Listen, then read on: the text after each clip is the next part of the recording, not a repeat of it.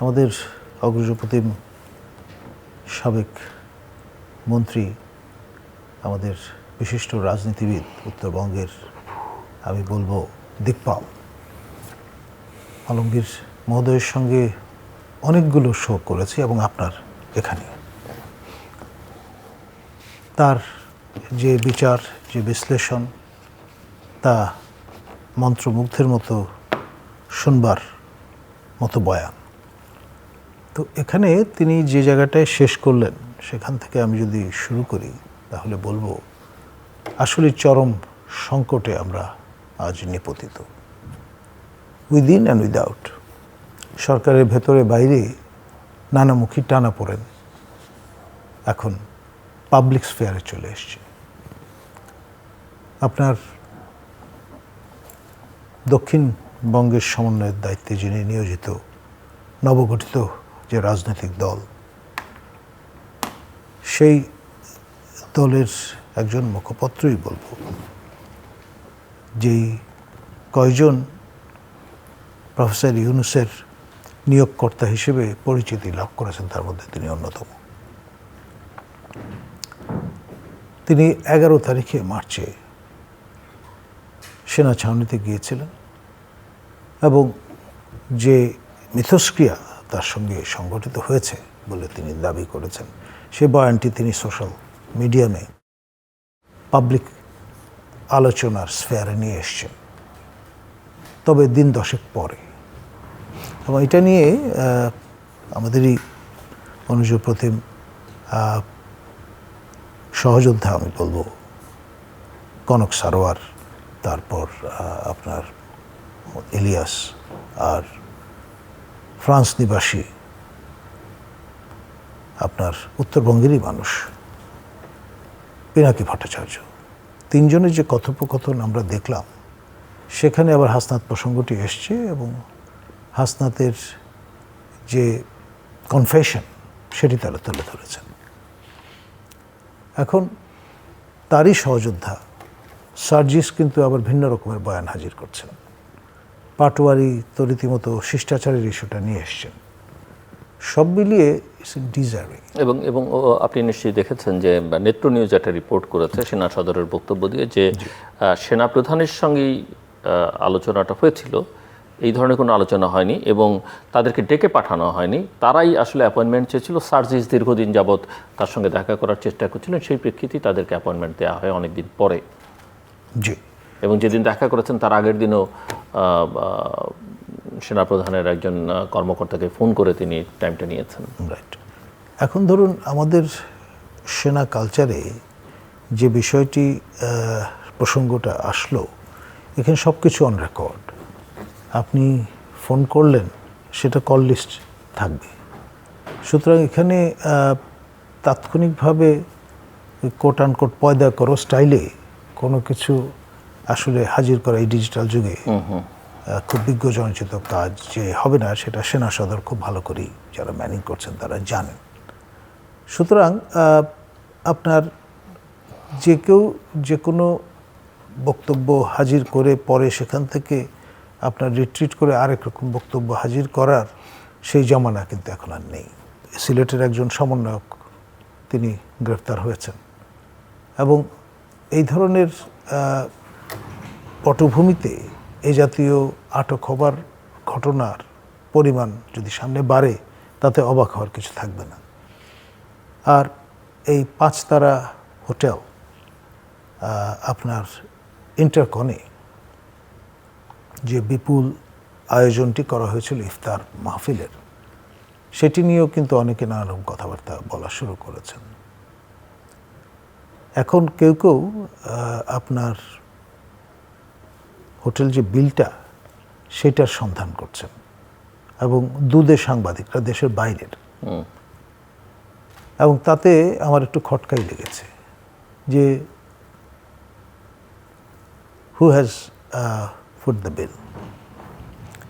আর টাকার অ্যামাউন্টটা আপনি জানেন যে এরকম একটি আয়োজনে কম হবার কথা নয়।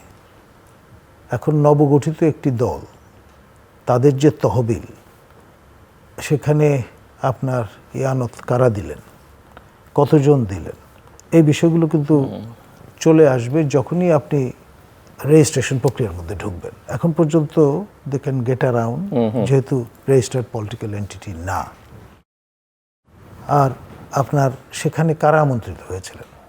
আমাদেরই কিছু সহকর্মী, তাদেরকে সেখানে দেখা গেছে। আবার কেউ কেউ আমন্ত্রিত হয়ে যাননি, যে এই ভয়ে যে ভবিষ্যতে ব্র্যাকেটেড হওয়ার সম্ভাবনা আছে। তো আপনার বরিশালে যখন গেলেন, সেখানে কিন্তু খুব ভালো রিসেপশন তিনি পেয়েছেন, এটি বলা যাবে না। এক ধরনের রাফ রিসেপশনের সম্মুখীন হয়েছেন হাসনাত মহোদয়। আর আপনার তার এই বয়ানটি ফেসবুকে হাজির করার পরপরই আমরা দেখলাম মাননীয় উপদেষ্টা, তারই আরেকজন সহযোদ্ধা সজীব ভূঁইয়া, তিনি কিন্তু ইলেকট্রনিক মিডিয়াতে আবার একটা সাক্ষাৎকার দিয়েছেন। এবং সেখানে আমাদের মাননীয় সেনা প্রধান সম্পর্কে যে বক্তব্য রেখেছেন, সেটি আপনার ওই আরও ঘি ঢালার মতো একটা ভূমিকা পালন করেছে পুরো এই বিতর্কে। তারপরে আপনার প্রফেসর ইউনূসের যে নিয়োগ, সেটা কিভাবে ঘটলো, কার কার সঙ্গে আলাপ আলোচনা হলো, এমনকি মার্কিন দূতাবাসের রেফারেন্সও হাজির করা হয়েছে, যেটি খুব একটা স্বস্তিদায়ক উপসর্গ বলে মার্কিন এস্টাবলিশমেন্ট গ্রহণ করবেন এমনটি আমি মনে করি না। কোনো কারণ নাই গ্রহণ করবার কোনো। তো ফলে এই যে নানানভাবে অনেককে জড়িয়ে ফেলার, নানান অ্যাক্টরকে জাতীয় আন্তর্জাতিক, এবং আরও তিনি বলছেন যে 5 তারিখের পরে তারা হাতে অস্ত্র তুলে নিতেন। এত ভয়ঙ্কর বিপজ্জনক একটি 5 আগস্টের পরে তারা হাতে, তাহলে সেই অস্ত্রের যোগানদাতাকে কোত্থেকে সেই অস্ত্র আসতো। এবং আপনি জানেন যে এই যে ডেভিল হান্ট যে প্রক্রিয়াটা শুরু হয়েছে মূলত অস্ত্র উদ্ধারকে সামনে রেখে। এখনো প্রচুর অস্ত্র উদ্ধার করা যায়নি। আর এমন এমন সব অস্ত্র, আমি নিজে যেহেতু বাংলাদেশ মিলিটারি একাডেমিতে প্রশিক্ষণ গ্রহণ করেছি প্রি কমিশন কোর্সের অধীনে, সেখানে আপনার সাবমেশিন পর্যন্ত আমরা চালনা শিখেছি। তো এখানে এসএসএফ যে অস্ত্র ব্যবহার করে, সেগুলো কিন্তু উদ্ধার করা এখন পর্যন্ত যায়নি।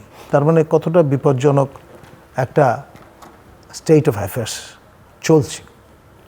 আর যেখানে একজন দায়িত্বশীল ব্যক্তি, মন্ত্রীর মর্যাদায় তিনি অধিষ্ঠিত, বয়স যাই হোক, তিনি যখন এই দাবিটি করছেন অন রেকর্ড, তার যে ইন্টেন্ট, সেটি যদি আপনি এক পাশে রাখেন, আরেক পাশে আমাদের আরেকজন মাননীয় উপদেষ্টা, যাকে মাস্টার মাইন্ড বলে বিশ্ব দরবারে আমাদের মাননীয় প্রধান উপদেষ্টা পরিচয় করিয়ে দিয়েছেন, এবং তিনি যে অভ্যাসটি ইতিমধ্যে রপ্ত করেছেন, যে কিছুদিন পর পর স্ট্যাটাস দেওয়া, প্রয়োজনে 2 ঘন্টার জন্য স্ট্যাটাস দেওয়া এবং তা নামিয়ে ফেলা, কিন্তু বার্তা তো চলে যাচ্ছে, এবং সেটাকে কোট করে যে কেউ যে কিছু বলতে পারে।